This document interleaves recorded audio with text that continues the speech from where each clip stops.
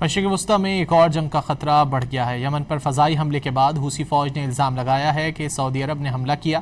دوسری جانب یمن کی بین الاقوامی سطح پر تسلیم حکومت کا کہنا ہے کہ اس کی افواج نے صنعاء ایئرپورٹ کے رن وے کو نشانہ بنایا تاکہ ایک ایرانی طیارے کو وہاں اترنے سے روکا جا سکے۔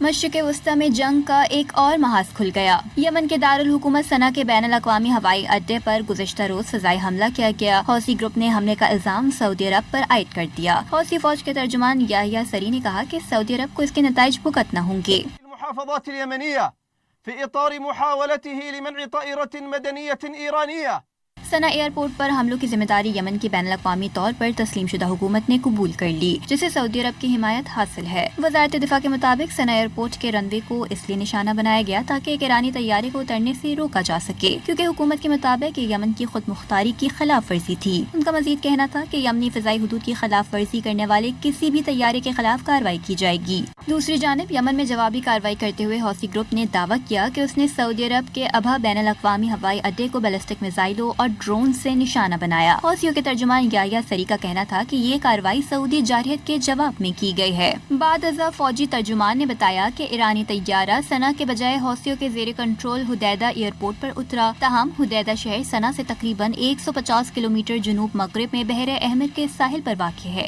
سعودی عرب کی جانب سے ان الزامات پر فوری طور پر کوئی رد عمل سامنے نہیں آیا۔ یمن کے ایک سینئر عہدیدار نے خبردار کیا ہے کہ اگر سعودی عرب اپنی جارحیت جاری رکھتا ہے تو یمن کی مسلح افواج باب المندب کو بند کرنے کے لیے تیار ہے، جس کے نتیجے میں تیل کی قیمتیں بڑھ کر $200 فی بیرل تک پہنچ سکتی ہیں۔